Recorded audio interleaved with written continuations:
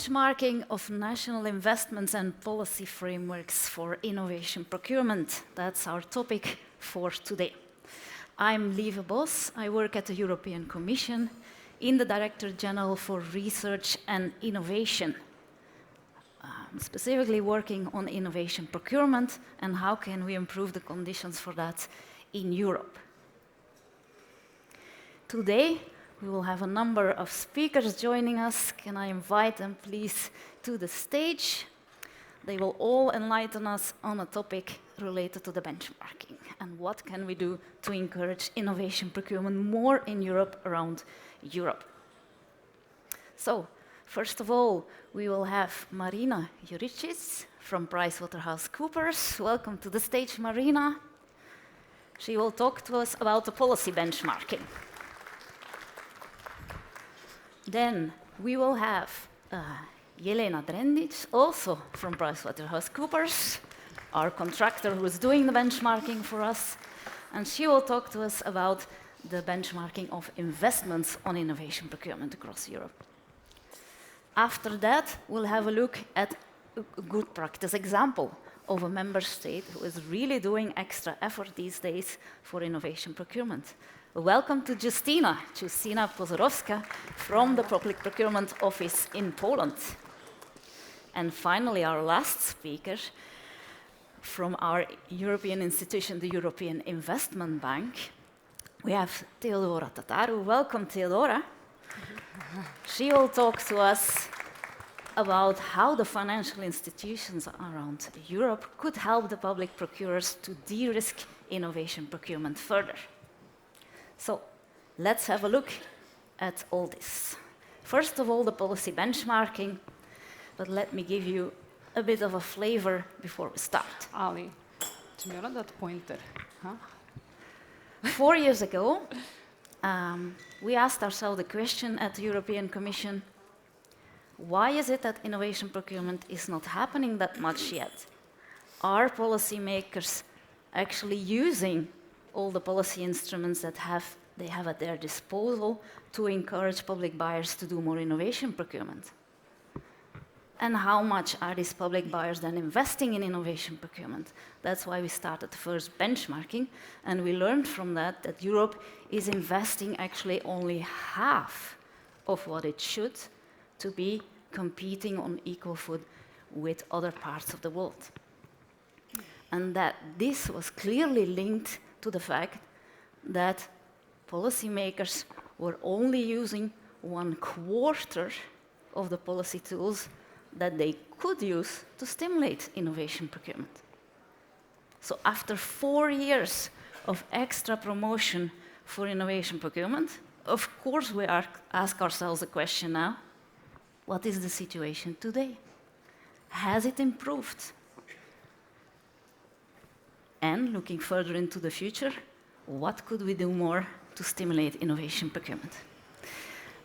Welcome now to the stage to our first speaker, Marina. Thanks. Tell us what's happening with the policy frameworks for innovation procurement in Europe. Thank you. So Lieve did the introductory part. I can skip right to the chase and tell you what you are here to hear about. And this is how we did, for the very beginning, the policy benchmarking part of this project. But first, few facts and figures about the very project. As most of you probably know, this is actually the second time that the European Commission has initiated this type of investment benchmarking. First time, the project took place between 2018 and 2020. This time, we are a bit faster. We started in January last year and will finish by September this year. And this is mostly due to the fact that the methodology for the policy benchmarking and investment benchmarking has been developed in the first project. And this time we actually used the same methodology to, of course, to be able to get the data that we can compare, of course, for the same 30 countries. So the Euro 27 countries, Norway, Switzerland, and UK. In addition to the methodology, which is the same is also the company implementing the project. This is PricewaterhouseCoopers. However, this time we have two important subcontractors supporting the implementation of the project.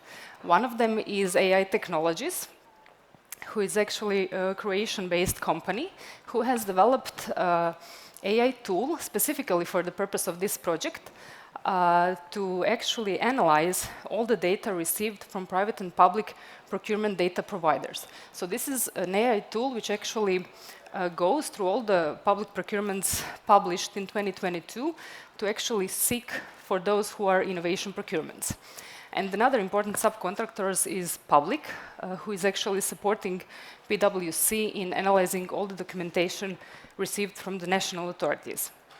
So obviously, the project has two main components. One of them pertains to the policy framework, and the other one to the investment framework. So in the policy framework, we are actually checking policy measures in place in the countries that support implementation of innovation procurement. And of course, in the investment part, we are actually measuring the amounts the countries are spending on innovation. As a result of these two benchmarking exercises, we will have at the end of the project, and this is closing on very fast, we will have 30 country reports for the 30 countries involved, which will all have the policy and the investment benchmark on each of the countries, supported by examples of innovation procurements. And as a summary of everything done, we will have the main report at the end of the project. And of course, all the results of the investment benchmarking will be included into EU scoreboards. So how did we do the policy benchmarking part? What kind of documentation did we gather? How did we analyze this large amount of information? So our task was actually to establish what policy measures are in place in the countries that enable implementation of innovation procurement. So how to actually approach this amount of information and documentation, how to analyze all this information. To start with, we did a thorough desk research where we actually assessed all the publicly available information on the countries. So we are looking for public procurement legislation, strategies, action plans, everything that we can find on our own to actually try to comprehend what kind of policy measures are in place in the country.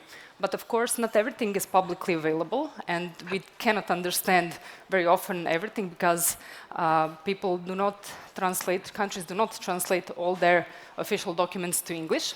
So of course, we needed to reach to the stakeholders in the countries to get more precise information from them. So we organized interviews with all the 30 countries to actually introduce this project to the stakeholders in the countries who are dealing with the issues of innovation procurement. We actually introduced them to the project, to the activities we are implementing, to the research we are doing, and we actually announced to them a survey which we shared then with them, which consisted of quite a lot of questions, which actually helped us understand the policy situation with the policy measures in the country. So the questions that they had in this extensive survey related to 10 indicators which we used to assess the policy framework in the country. As you can see, I will not read all the small letters in the slides. There were a lot of questions for them to actually respond, and it actually took a while for them. At some points, with some countries, actually, we knew at some point more than they knew themselves about all the policies they have in place in their country. But we started with the definitions of related to innovation procurement. As you can see, we were looking for the definitions of innovation procurement, R&D procurement, PCP, and PPI. Whether such definitions exist in the country, whether the country perhaps has some guidelines which further explain to public procurers which type of procurement to use in which situation and how to implement it. Then we also assessed all the existing horizontal policies and sectoral policies in the country, as well as ICT policy, to actually check whether the countries have recognized the importance of innovation procurement and whether they have embedded innovation procurement into their policies which they have in place. We also actually checked whether the countries have gone so far to prepare an action plan. You will see later on that 4 countries have action plans which actually specify in detail what kind of activities they want to implement regarding the implementation of innovation procurement. They specify in detail who are the actors who will implement these activities, in what timeline, with what financial resources, and you will see that all the countries that have specific action plans, specifically for the innovation procurers, are the ones ranking highest in the policy benchmarking part. Another 5 indicators we used in policy benchmarking refer to whether the country has a set spending target for the innovation procurement, whether they have decided to spend a certain amount of public money specifically to innovation procurement, or whether they have said that specific volume of public procurement at country level will be innovation procurement. And of course, if they have spending target, they should also have a monitoring system to be able to measure the amount of innovation procurements in the country, the amount of money being spent on innovation procurements, and of course to actually later on measure the impacts of those innovation procurements on the country. We also looked for incentives in the country to see whether the country offers national or EU incentives to public procurers implementing innovation procurement, and whether they also provide personal incentives to public procurers who implement innovation procurements. And of course, very important, we assessed in detail, you see how many sub-indicators the capacity building indicator has. So we assessed in detail the capacity building and assistance measures for the public procurers, because it very often comes down to that if the public procurers do not know what innovation procurement is, how they can implement such process, what kind of incentives they can use, then very often they just don't do it. And in the end, we actually checked whether the procurement market in the country is innovation friendly. We had a lot of sub-indicators to assess in this indicator, actually too much to list them all right here. But mostly it's about dealing with intellectual property rights, whether they have actually explained how they will be dealt with in, for instance, innovation procurements, whether they are using best value for money criteria, and so on. And after assessing all those 10 indicators, we finally came to the results for this benchmarking study. As you can see, we have here data presented for both the first benchmarking study. They're presented in orange, and the ones for this benchmarking are presented in blue. I will leave it to you to actually interpret the results and to find the country you are interested in the most. But just to highlight that this time, the European average, so the total average of the public procurements has actually, of public investments, has actually increased, and instead of 26.6 in the first benchmarking, it has now increased to 33.17. This actually means that all policy frameworks in all 30 countries, in all 27 countries, sorry, have increased. So this means that countries are developing further their policy measures for the implementation of innovation procurement on a daily basis. And you can also see that most of the countries are at this study actually progressed. There are only several examples of countries which haven't progressed. And of course, you can see that Finland is still leading this chart. Okay. And then some examples of good practices for indicators. We, of course, cannot present now all 10 indicators, but we will highlight the most important ones. So it's very often very interesting actually to see and to actually understand why and how specific countries have set their spending targets. For instance, in Poland, they have recommended that 3% of procurements should be invested to research and development and 20% to procuring innovative solutions. So this is a high target set for the country. In Lithuania, they also have a high spending target at 20%. Finland is still with its spending target at 10%. So I won't read it through the end, you can see it yourself. But one that catches our eye is actually the highest one, which was set by Lithuania. So we decided to dig a bit deeper to actually see how they plan to reach this 20% of spending target. and actually have also communicated with the stakeholders on what their actions are. And we have actually visited them recently within another project, and we actually saw that they're very dedicated to implementing this target. So they have started steadily increasing the share of procurement that is spent on innovation procurement. And they have delegated Ministry of Economy and Innovation as the main coordinating body for setting this target. It has actually proven very often that when you have one coordinating body that keeps all the actors in one place and directs them all towards the same goal, then actually the thing actually works. They have the coordinating body, and they have now in process a competence center to be actually established as one single place where all information about innovation procurement will be accessible. They also dedicated severe financial support for innovation procurement and delegated more staff to work on innovation procurement, and will develop new guidelines and templates for public procurements of stakeholders. So I've gone through the list, but if you had the opportunity to go to this ministry to meet those people working on this target that has been set, then you would actually know that this is a high target, but based on how they accept this target, you would actually see that it's very likely that they might even reach the target. And now, just as a fun fact, an example related to another indicator, this is indicator number 5, action plan. As I mentioned earlier when I was talking about the indicators, this is a very important indicator. And the fun fact about this one is that the same 4 countries which had the action plan in the first benchmarking have it now. And this situation hasn't changed.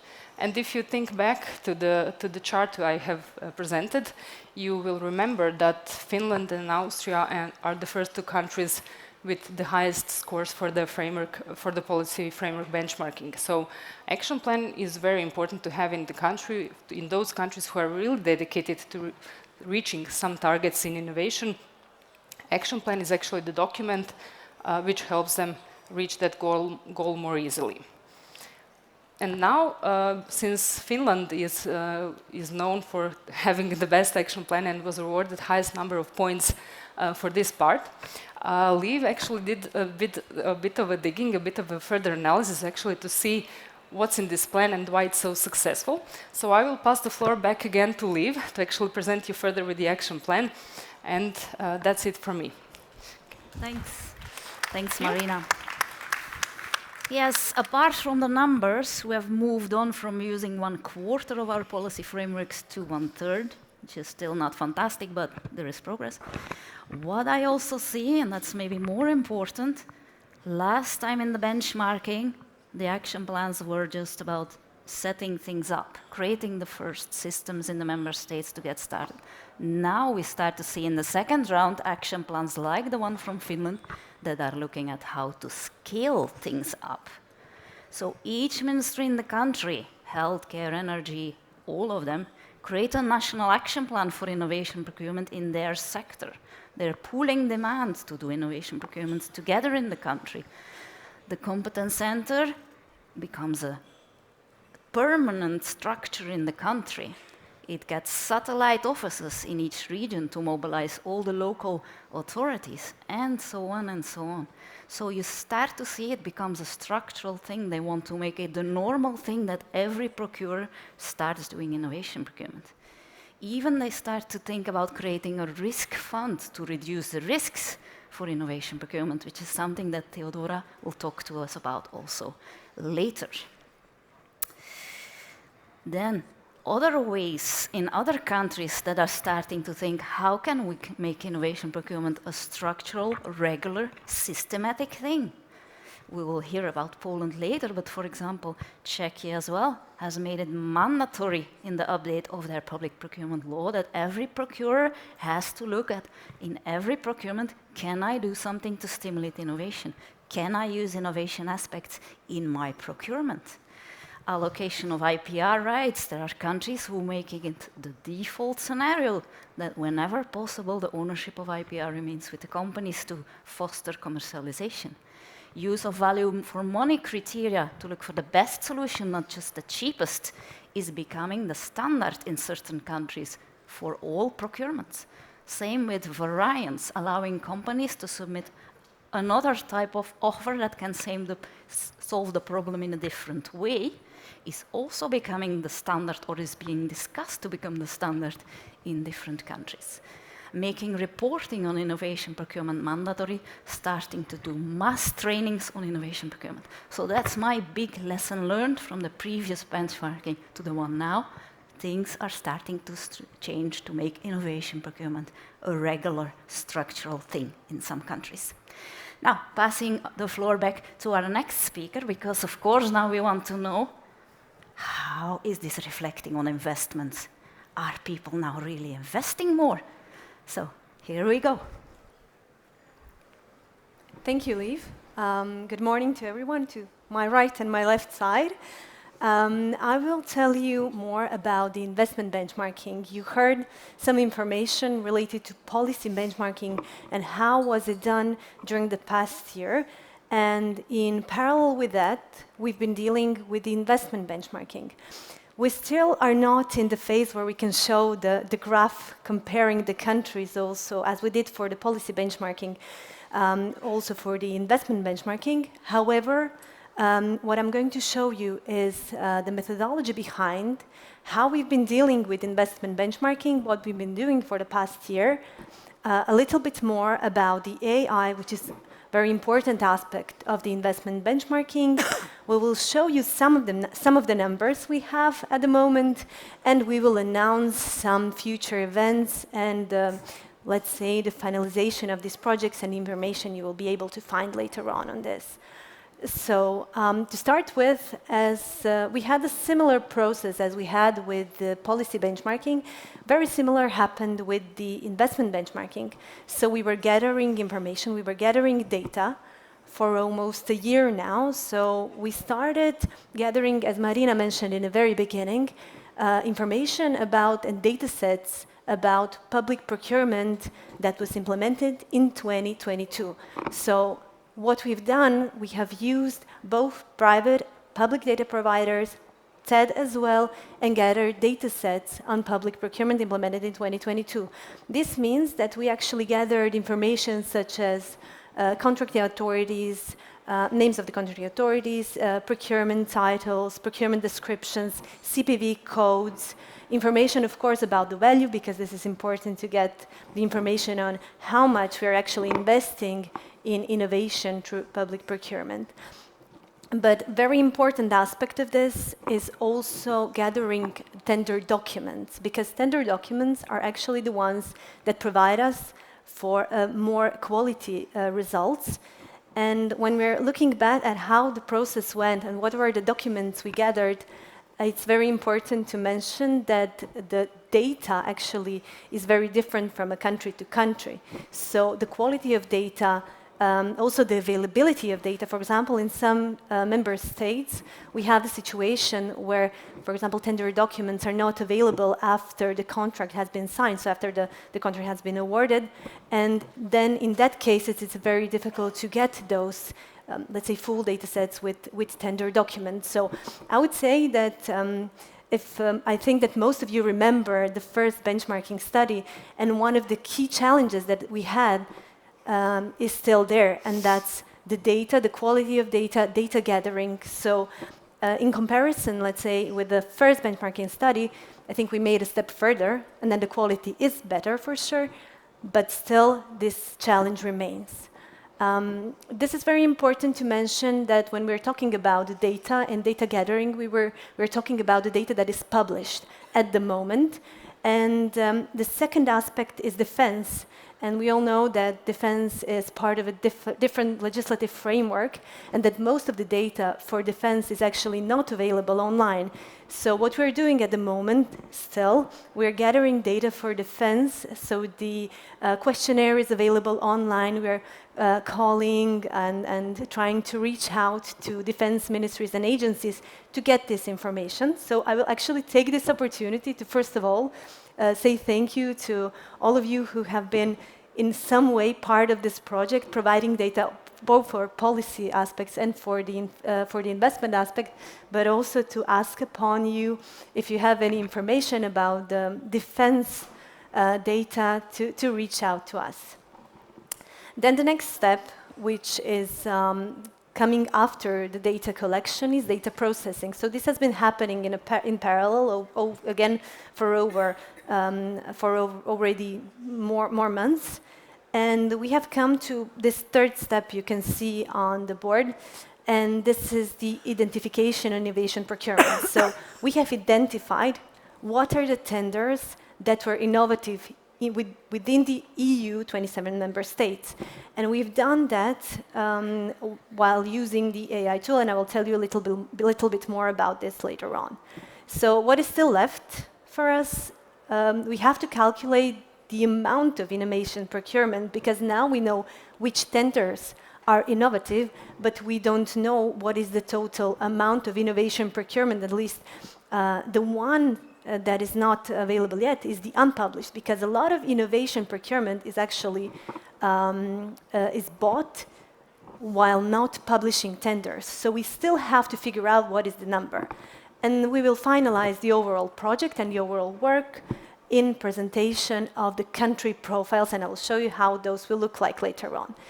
I mentioned the AI tool, and the AI tool is, besides the data part, I would say the most important aspect of the investment benchmarking.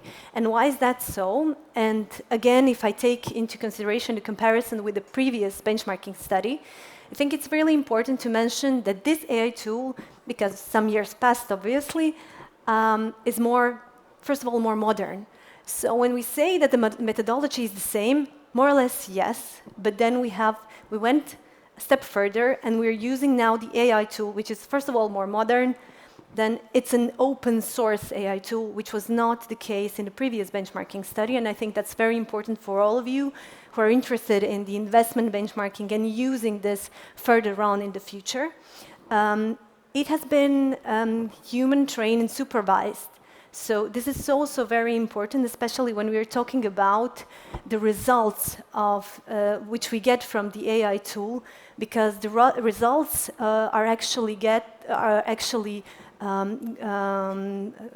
will actually get the results, and we already got some of the results within the AI tool, which is trustworthy and explainable. And I think that these are the buzzwords you already heard over the past few days, which means for us quite a lot, because it's in accordance with the EU AI Act.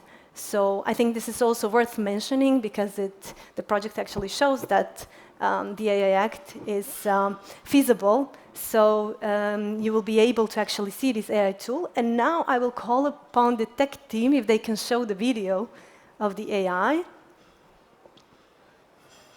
Okay, great, here it is. So you can see on the right side the countries, the tenders. We entered the Maltese tenders. We can choose the tender, and on the left side you are able to see the text from the tender documents. On the right side there is a co-pilot which can be used to help you actually identify innovation procurement.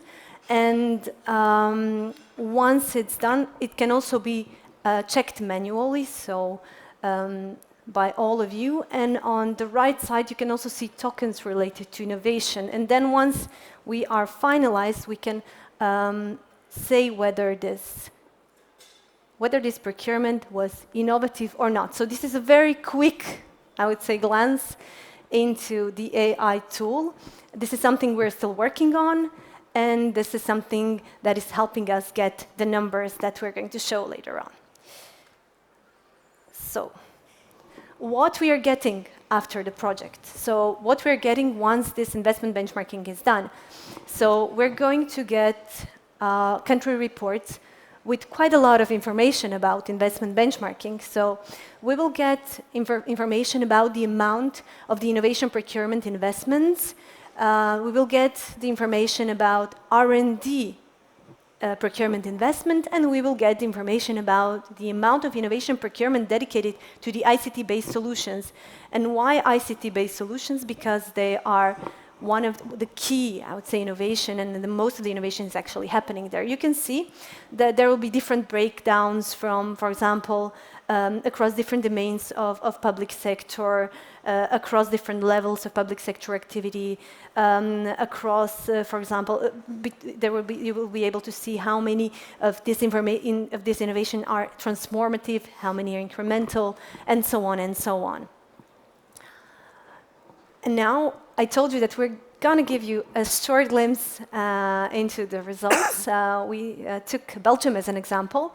But please take into account that these results are only initial ones. So the number you can see, 6.559, is the number of innovation procurement tenders in Belgium, in the total amount of tenders. So this does not include the unpublished procurement. And it does not include also defense, so please keep that in mind. And the 3.89 is the value of innovation procurement tenders. So again, with the same disclaimers, I would say.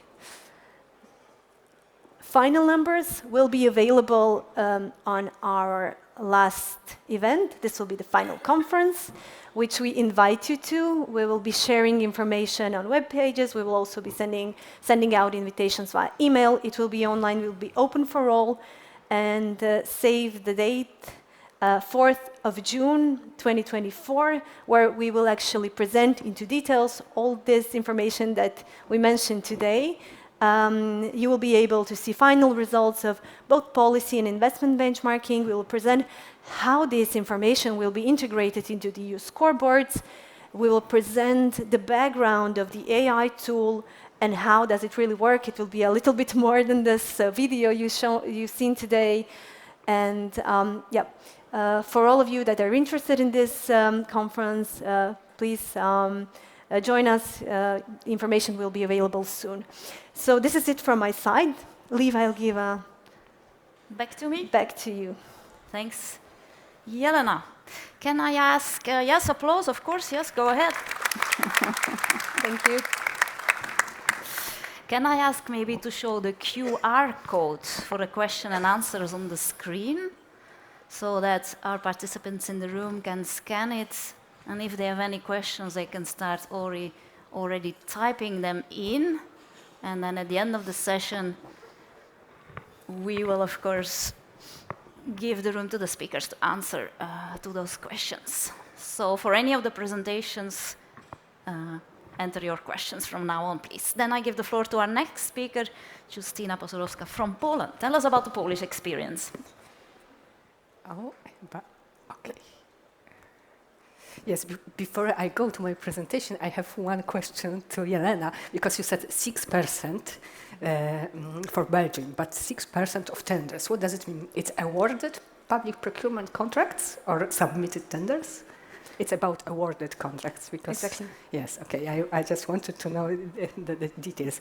I'm representing Polish Public Procurement Office, and I was asked today to talk to you about our experience, but limited to this policy angle. So in Poland, we have a new state purchasing policy, which is rooted also in our public procurement law. Basically, the law is quite new,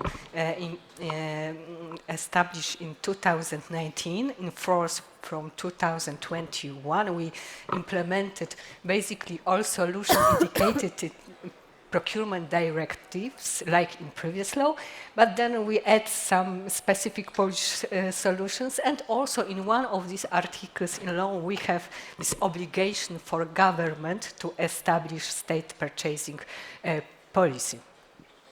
And in fact, our government established such a policy, and now we have the one which is valid for the period of 22 to 25. Basically, the government is obliged to establish new version of the policy every 4 years. And what is important, this policy is directed first of all to the governmental bodies, but all other public entities are encouraged to follow the policy and also the objectives and different solutions foreseen in the policy. So what is the most important, that the center of the policy is the purchase of innovative and sustainable product and services. And here I have to tell you that the policy covers generally sustainable procurements, not only PPI, but then PPI, that's the important part of the policy.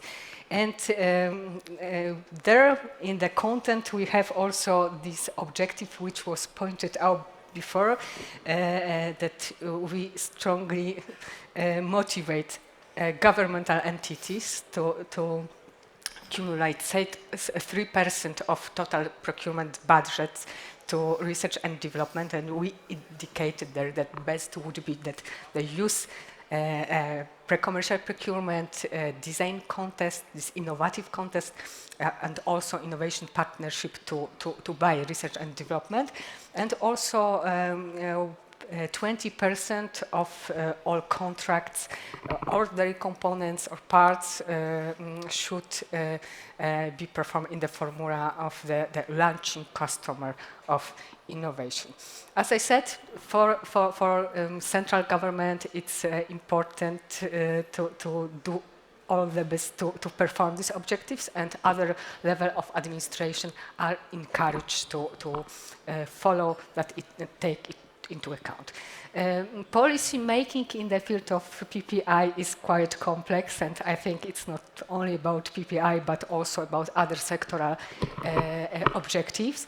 And here we have many institutions which are involved in the topic, and most important is Ministry of Economic Development and Technology, that is responsible for innovation policy. Public Procurement Office, we are dealing with law in this area, included PPI. Ministry of Education and Science, which is covering this sector of research and development policy, and also Ministry of Development Funds and Regional Policy, which is dealing with financing innovation from EU funds and also with regional policy, and basically the highest value of public procurement is spent at the regional level, so that's why it's also important. What is also meaningful here, many institutions, I put on the slide only 4, but then if you have so many sectors and when you have so many players, you need also a good coordination, and we have an Innovation Council, which is not dedicated strictly to public procurement of innovation, but to all topics related to innovation, and to, as a crossing area innovation, and there in the Innovation Council, where we try to solve different angles and perspective on the topic.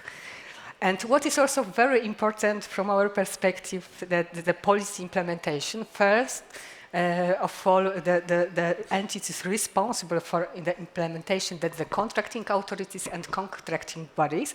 However, extremely important is to have some intermediary bodies which could be helpful and provide or assistance or to go to very specific areas of PPI. So very good example is the National Center for Research and Development, working based on very own and specific formula. So the center is responsible for big scale innovation. So they first of all try to identify a need, but the requirement for the need is to a big problem, national problem, or the problem of prevalence to many local authorities and many entities. Then when the need is identified, then the center establishes a long-term program.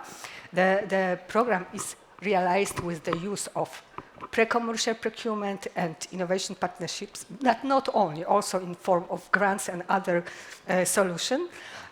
And at the end, when the contracts are awarded and we have innovation, that's not the end, because here the center takes an important role to stimulate further cooperation and to provide good technology transfers and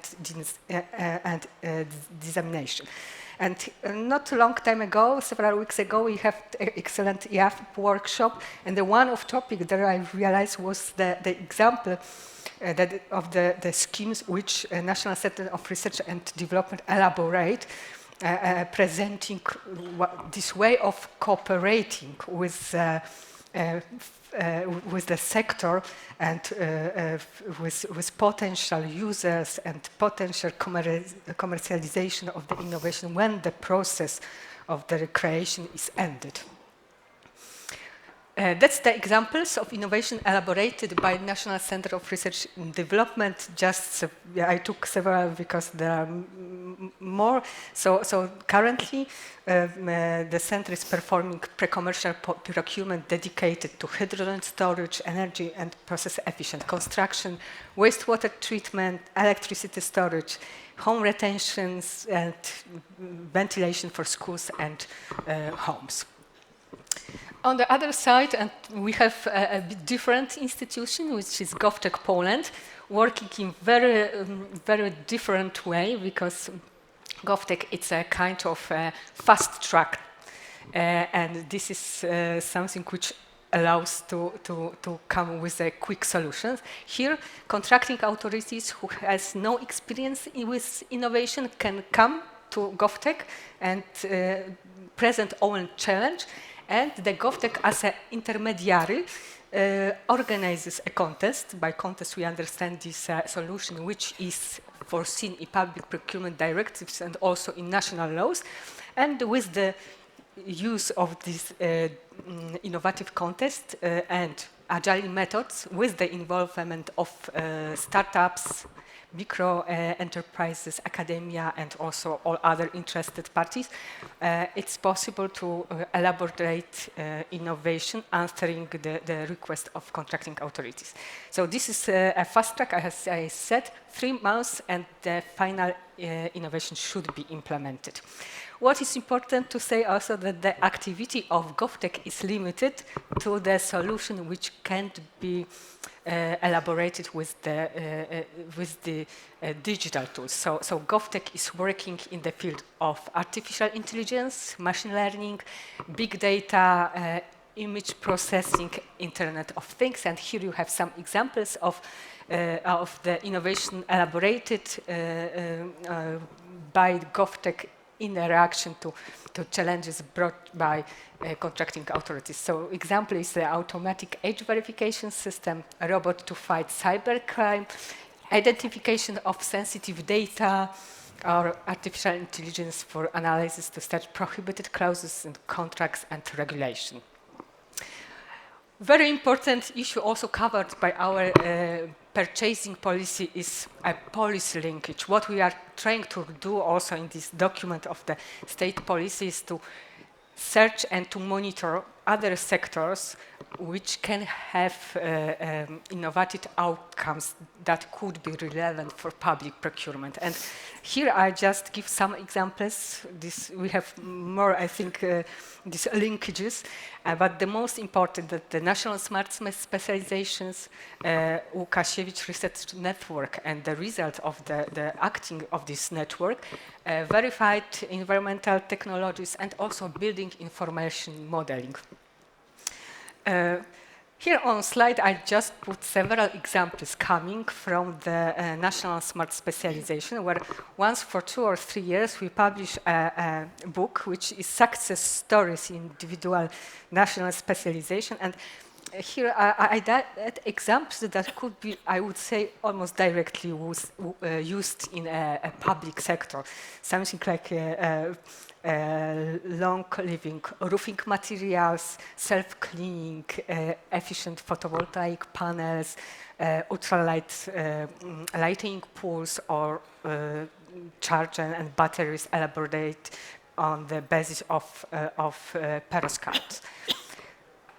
Another, this policy linkage, as I said, is a building information modeling. That's the tools which are extremely effective in managing big number of information related to construction work. So basically, if you use building information modeling, then if you buy a building, you in fact buy 3 different components. You buy a building, you buy a digital model of the building, and at the end you buy also information process which allows all interesting parties to work based on such models. So here you have some examples of the Polish utilities that work with a BIM, that's a Polish Power Grids, Authority for Roads, Port of Gdynia or Solidarity Transport Hub.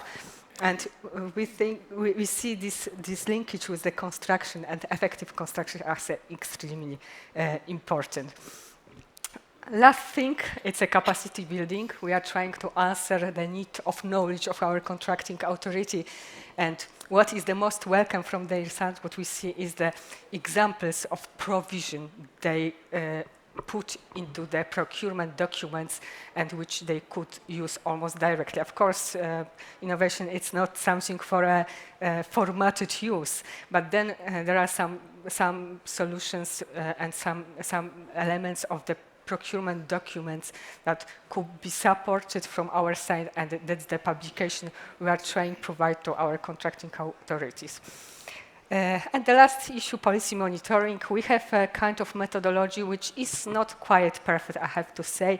We are trying to measure innovation criteria, innovative contract performance, also the value of pre-commercial procurement, as well as supplies and services for research development below the EU threshold. However, it doesn't give a perfect picture of what is the value, what is the number of innovation in Poland. Then I am really interested in this use of artificial intelligence, which could give us much better and more comparable view of PPI in Europe. Basically, at the end of the year, we are at the end of 23, we are expected to start evaluate first round of the policy and to have a first result at the half of this year. So that's all from my side. Thank you very much. Thank you, Justyna, and I give immediately the floor to Teodora to go to the last presentation. Thank you so much. Good morning also from my side. As mentioned, I'm representing European Investment Bank Advisory Services Department, and I'm dealing with public sector. As you might know, the European Investment Bank is the largest multilateral lender and borrower in the world. We have more than 60,000 projects in over 160 countries, and we provide investments for our priority objectives. As you might know, innovation, digital and human capital is one of the most important priority of the bank. We have sustainable energy and natural resources, sustainable cities and regions, and SMEs and mid-caps. EIB Group is the largest public supporter of innovation in the European Union, and it provides long-term capital and advisory support. Since 2000, the EIB invested more than 270 billion euros in innovation and skills to develop and connect millions of innovative minds across the European Union and beyond, advance innovation and address the social and economic challenges of today and tomorrow. Together with the European Commission and with other partners, we design financial instruments that absorb some of the risks that the bank and other investors can take when financing less certain innovative endeavors. When the EIB lends to a project, it is seen as an endorsement or seal of excellence because of the technical assessment and quality we carry on. EIB has a portfolio of products to address different challenges that for innovation and skill that include loans for universities, capital for SMEs, financing, help large companies to scale up, innovate, and develop digital infrastructure. As mentioned, I'm working for EIB Advisory. What do we do at EIB Advisory? We convert policy objectives in market reality eligible for EIB Group support. We provide financial advice that is linked to EIB founding. It can be improved bankabilities of promoters or projects, financing alternatives, how do you structure the PPPs. We provide technical advice that is linked to the project structuring, planning and management, feasibility of technological assessment, and also we provide capacity building that is linked to the client needs.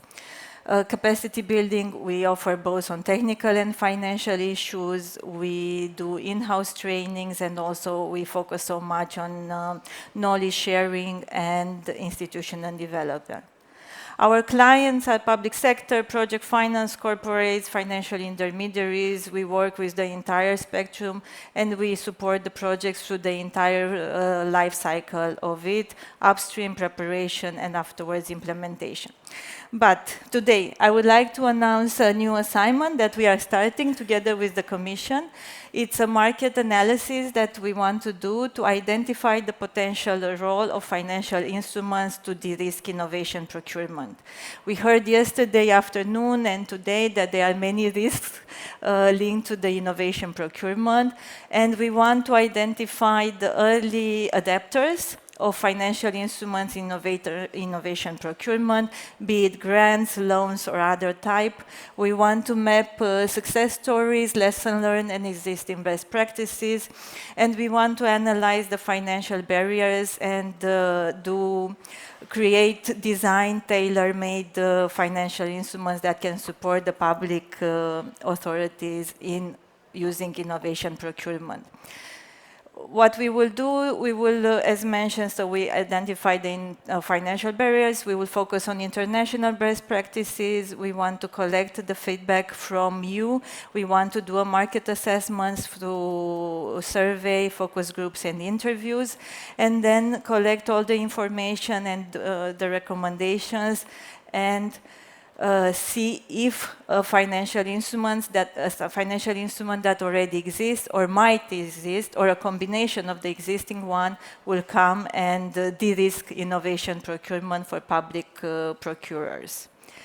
Therefore, I would like to invite you, I would like to take the opportunity of this unique setup of having so many people in the room and ask you if you are interested in this market survey that you want to do. If you are an early adapter using financial instruments, if you want to get in touch, you have my email there, and participate to our market analysis. Also, I would like to take the opportunity to do a short Slido with 3 questions. Can I ask the technical team to provide the questions on screen, please? Thank you so much. So I would like to understand if you are representing the public sector, if you are representing a company. These are the questions, I think, for later. Okay. So we see here in the room we have 33% of public buyers. Thank you so much. As I said, if you want to get in touch with us, we can discuss afterwards. Also, I want to understand the second question is linked to whether you used so far financial instruments for your innovation procurement. If yes, was it grants, loans, guarantees, equity, or any other type? Okay, so far we have 100% no, but we hope, okay, I know that grants was used because we also heard it yesterday, and this is important. Okay, so we have grants, guarantees. And then the last question is linked to the risk. We don't have much time left, but yeah, so if you consider so what do you think is the highest risk for innovation procurement, highest financial risk? Is it because of potential budget overruns, uncertainty, extra complexity from the legal and so on? Okay, just give it a second because I think these answers are very interesting. Okay, thank you so much. So it's very interesting to see that most of you consider the extra complexity one of the highest financial risks. Then some of you don't see it, uncertain outcomes, okay. Risk of working also with small suppliers, potential budget runs. Thank you so much. This will help us also afterwards in the questions and answers. And just to come back to my presentation and give you the QR code for the advisory report that we have for 2023, have a look and get in touch. Thank you so much. I will give it back to you and we will do the questions and answers. Thank you, Teodora. Can we have some of the first Q&A questions on the screen to be able to answer still at least a few of your questions? No, they say no. Can we show them on the screen? Maybe if you... Should I click? Yeah. Okay. Okay. One question. How does public procurement across the EU compare with competitors in US, Japan, and China? Yes, good question. 2 questions, we have time? Okay, great. So for this one, maybe I can answer, because that's what the first thing we looked at in the first benchmarking last time. So what we see, both from an economic point of view, when economists are analyzing how many customers does a company actually need to bring his product to the market? How many innovation-minded customers does he need? We have the early adopters that are needed, and we need at least around 20% of the potential customers to be willing to be early adopters. Otherwise, the others who are more risk-averse won't adopt it.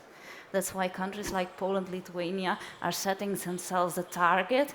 Let's try to get 20% of public procurements also to be innovation-minded procurements.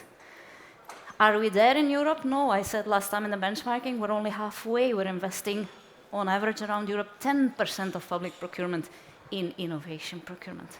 What are other parts of the world doing? There we saw that, for example, in the US, they are investing 20% of public procurement in innovation procurement, and they're also investing 3% in R&D procurement, which is, of course, important because that's where you create the competitive advantage. That's where you create the first projects that will do new things that others haven't done yet. And once you have those, you can start deploying more widely. If you only do adoption, you will adopt things that have been created elsewhere. Asia, some Asian countries like South Korea have even set themselves a target to put 25% of their public procurement on innovation procurement. So yes, we have to be ambitious. We have to go for it in Europe to be competitive. Next question, which one should we take?